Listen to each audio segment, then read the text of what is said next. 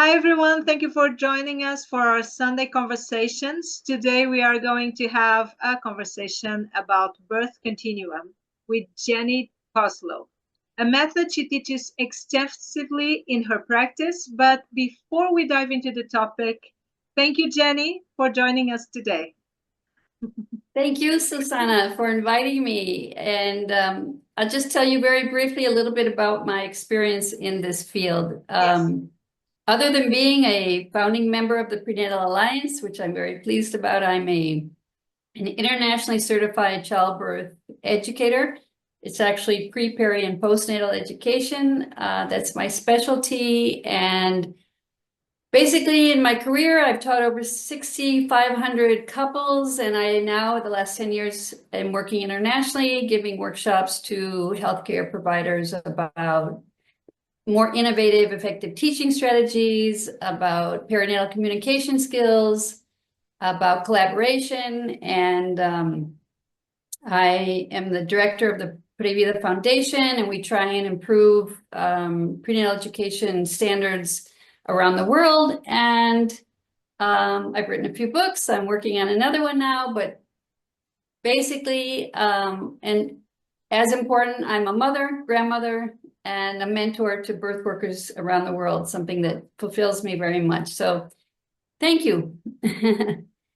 It's so great to have you here. When you said that you were a mentor, you're also a mentor for us at Prenatal Alliance. So thank you for joining and to be one of the founders of our team.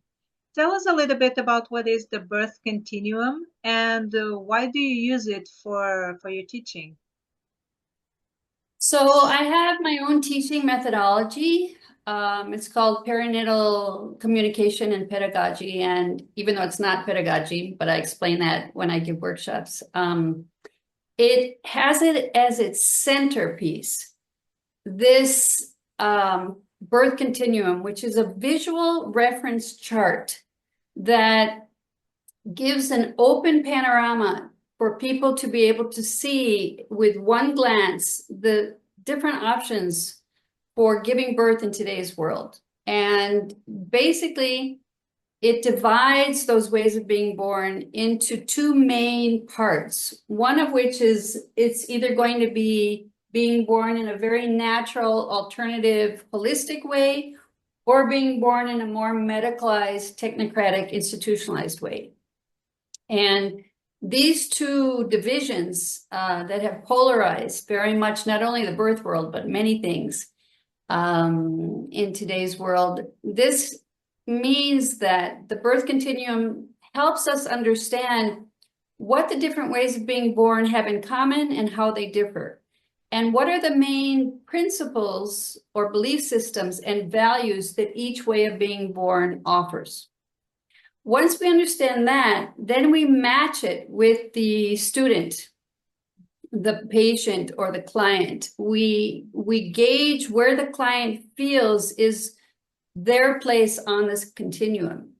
And once we know that, then as educators, we can meet them where they are instead of assuming there's someone else and begin teaching them from our perspective, because very possibly we are on a different part of the continuum than they are.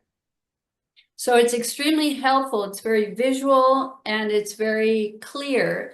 If I don't begin my courses explaining the continuum, then many, many things farther on will not be able to be interiorized because they won't have a context. Once this is understood, it clarifies so many things that we don't even have to ask about it. It just, everything kind of falls into place. So for me, it's like the basis of understanding. Well, basically, you know, I created it because I noticed that even though I was giving so much what I thought was very impartial, objective information about what birth was, oftentimes my students made decisions on how, where, and with whom to have their baby that seemed really opposing what we had learned in the class. And I thought, wow, I'm missing something here. And what I wasn't really understanding was the belief system and value system of my students. because I hadn't taken the time to really investigate and show enough interest in hearing their own voice from the very start. Once I began to understand that, I was less judgmental and I was able to validate them. And once that happened, our working relationship became so much more productive. So I just feel that whether you're a birth worker or whether you're pregnant, actually, I find this is helpful for all of us. It just makes it so much clearer why people who seem to be so different than us believe what they believe. You know, it's like we scratch our head, well, how can they think that way? Well, they have a reason. And so this is the basis for collaboration, for understanding what we have in common, how we can work more together. But it begins with our being interested in wanting to really meet the other where they are. So how does this idea that you have created through your experience can help us understand why couples, choose different kinds of birth? So when we get a sense of where they feel they stand on the continuum, we basically are going to look at three main things as educators. From the beginning of a consultation or a class or a course, we're going to use strategies that are basically going to look at three main things. The main thing is their languaging, the words they use to express what they think and what they feel. This is going to give us so much information, and one of the most important ones is their perception of risk. Because of their perception of risk, this is going to push them towards prioritizing safety versus other qualities they want present in the birth. Okay, so it's going to show us the vision they have. We have to understand why they have that vision. Where did they get that vision? And oftentimes, their primary healthcare provider has planted this idea of risk or non-risk in their minds. Maybe they've had a difficult first birth, or something has happened, and or something happened in their childhood, or something, they were told something about childbirth that they haven't been able to really change that narrative. So we're seeing that vision, we're seeing that perception of risk, we're seeing the influence their primary caregiver has on them. And that's going to really help us understand why they're focusing towards a certain kind of birth or other. The other thing we're going to be watching for is the relationship with their body.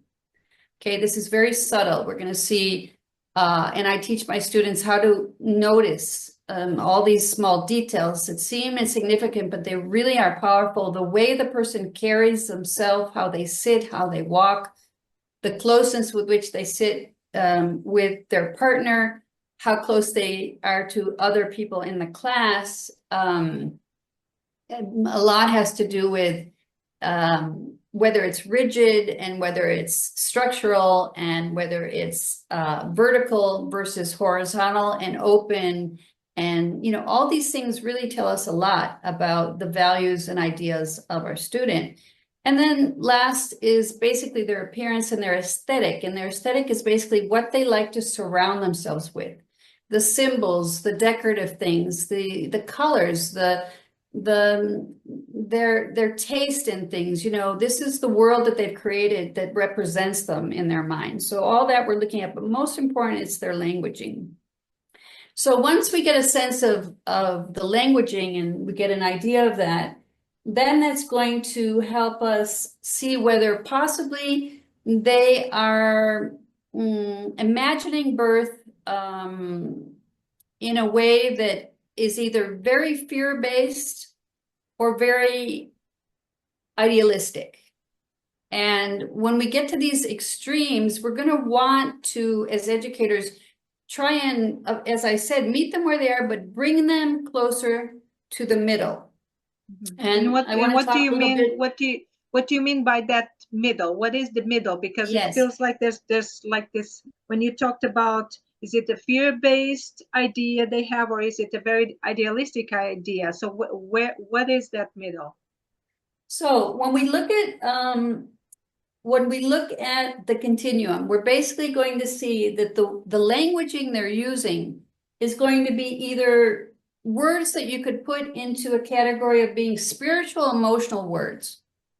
And I'll show an example with this as we continue. Or they're going to be mental, physical words. Okay, so when we're hearing them talk, we're seeing whether they're basically, on this side or on this side.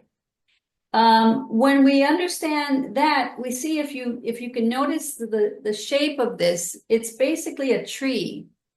And when we get on this side, which is the medical, technocratic, mental, physical side, it's rooted in the roots of the tree. This is a very grounding place to be.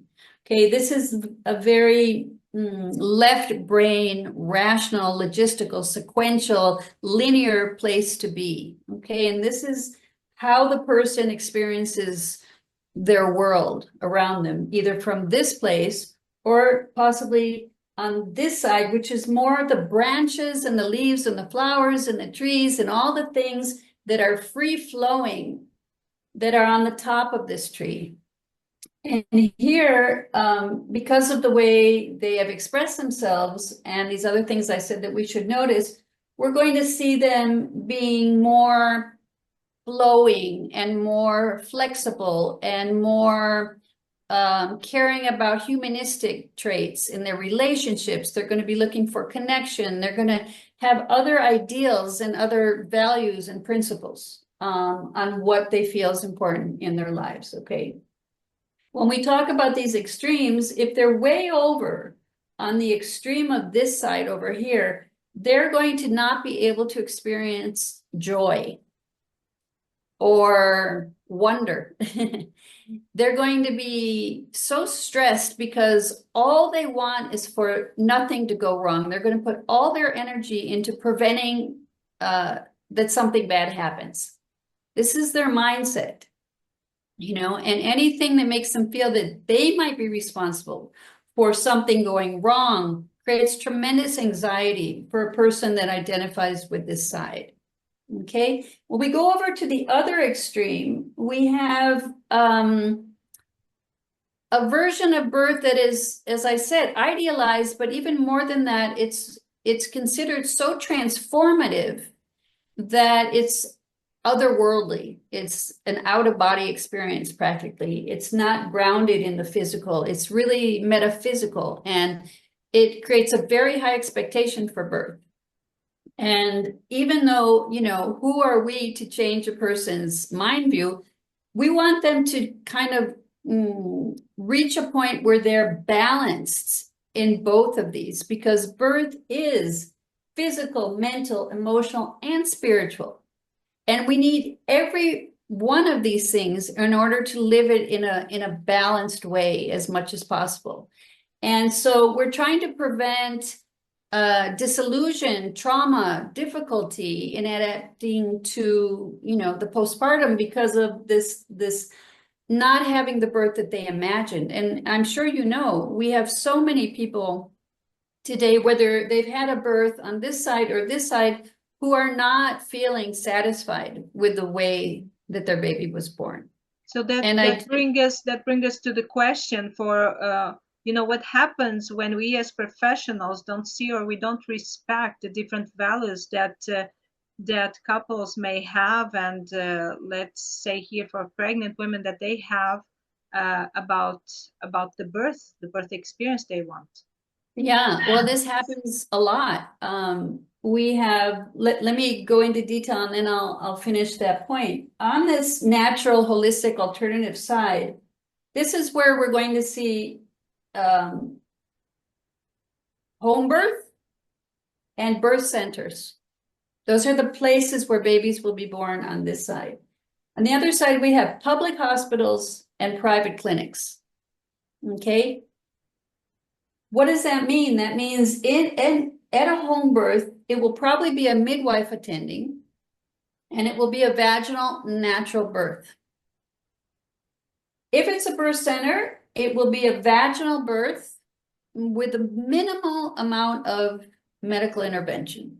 And it will probably be attended by a midwife or possibly an OBGYN who may be on staff. When we cross over this middle trunk, where I'm hoping that we all come together ultimately, we will see that in public hospitals, the births are either vaginal with a high incidence of medical intervention with an epidural and cesareans. And a private clinic is basically all cesareans, with few exceptions in today's world. But there's a difference between a cesarean after the birth started spontaneously after having hours of labor versus a programmed cesarean section, which I'm putting at the farther, more technical side of what happens in a private clinic. And that will be attended usually by an OBGYN. Whereas in a hospital, it might be an obstetrical nurse, it might be a midwife, it might be a doctor. We have these different professionals. Okay, so that means that when we choose a certain place, we're directly or indirectly choosing a certain type of birth with this certain professional.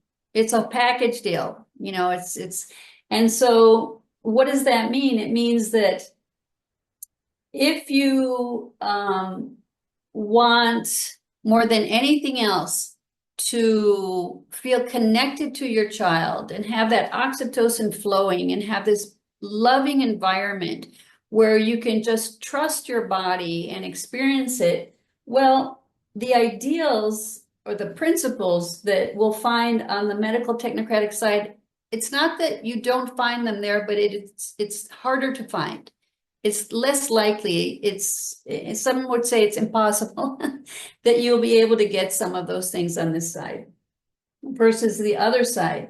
But why should we have to sacrifice anything the way we want our child to be born? But we do have to learn the art of negotiation, because by choosing one side, we're always giving up certain things we also wanted.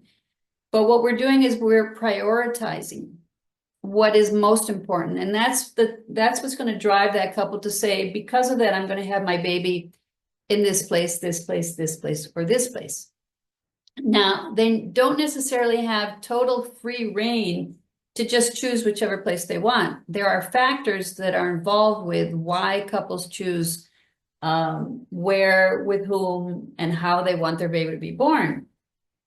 The most discriminated against category are birth centers, because I think a lot of people want the values and the principles that a birth center offers, but there aren't that many birth centers. So I think if there were more, that would be a very nice balance between this side and this side, because it's very close to the middle. Yes, and a lot of times we want the settings of the birth center in the hospitals.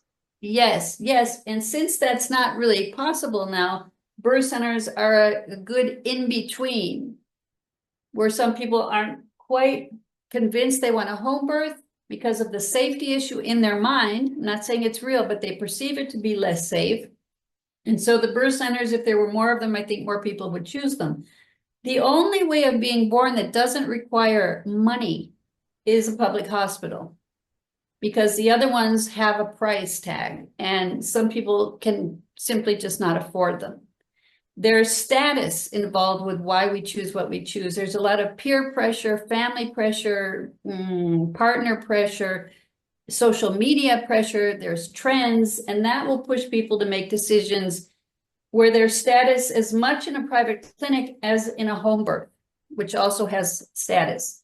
There's a relationship with authority figures. You know, people on this side will be less likely to question authority than people on this side, for example. And let me just talk a little bit more about the differences between these two sides.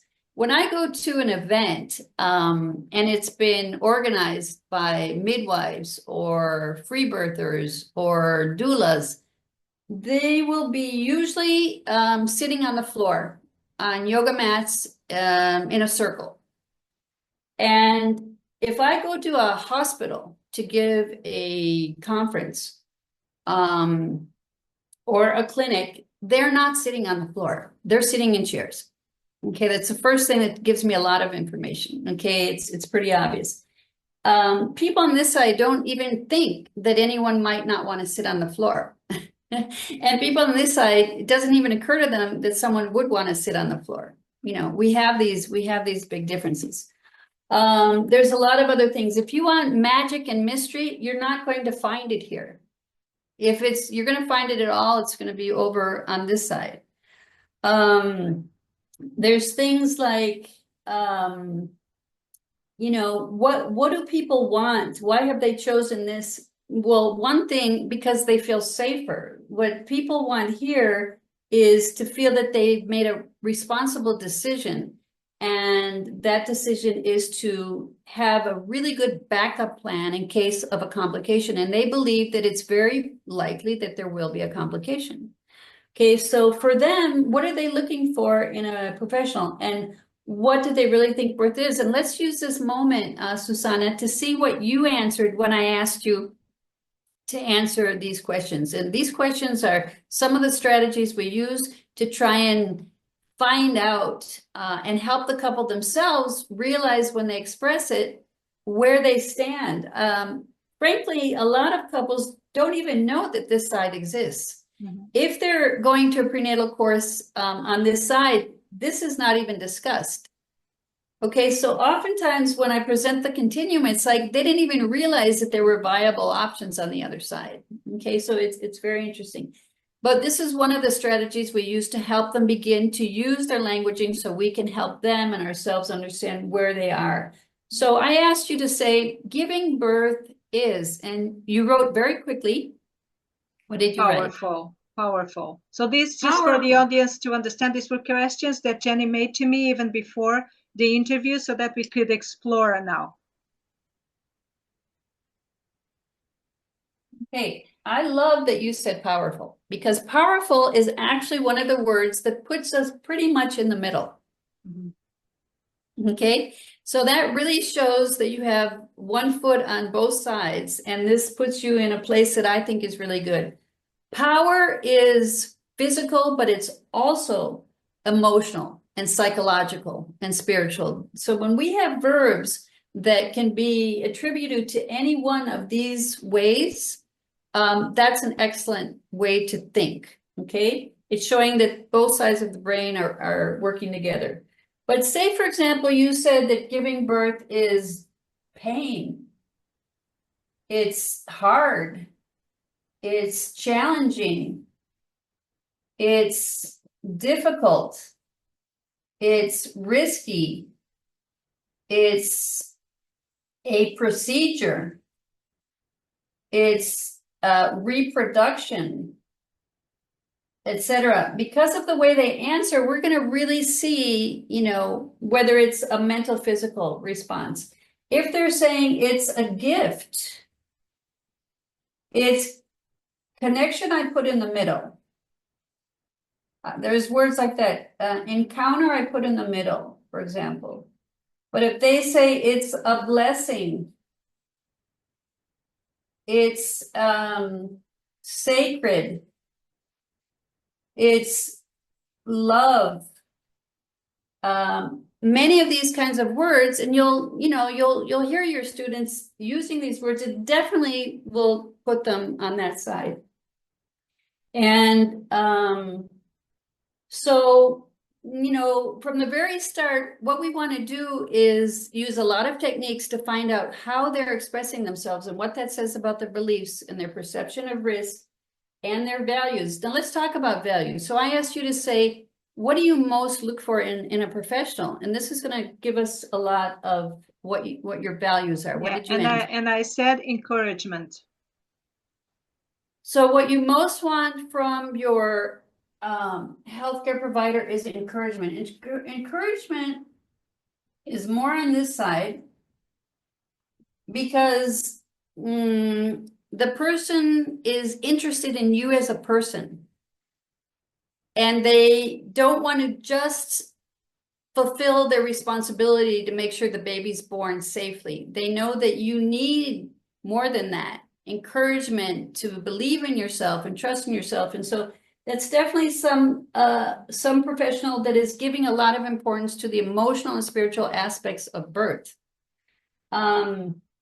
People on this side will say that they want to a person who is orderly, predictable, who is reliable, who is organized, and who is very, explains things in a very clear, almost checklist manner. I mean, they're going to look for basically a competent, efficient professional. And those are really important things for someone over here. And they may feel that that is not what they're going to get over here. A person here who doesn't see the same perception of risk will say, I want to put my time and energy in someone who believes in me and my ability to give birth. Not that they will attend me and do it for me. It's seeing the person I am. So individuals on this side really want to be seen for who they are and what makes them unique. They want to customize birth where their way of birthing is respected. So that's important for them. But on this side, they really want to feel that they have some control and they have a very competent professional who's going to almost assure them that if there is a complication, that guidelines, protocols, backup plans are in place.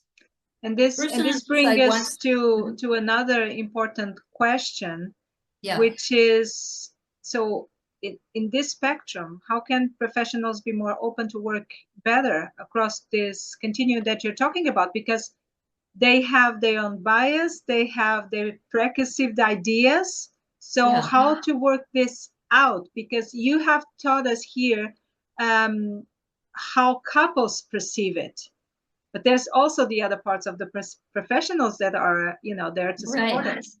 And when we work with collaboration, I start out with a continuum, and we really look at this part of it. The professionals who represent each way of giving birth. Some professionals feel that the way they attend birth and where they work is an extension of what they truly believe, their values and their principles. It's problematic, and we do have cases of people working in that system who feel disaligned with those values, and it's very difficult for them to work in these environments because it's just going against these things that they value that tend to be more on this other side. So what we do is we recognize that everything we're accusing these guys of doing,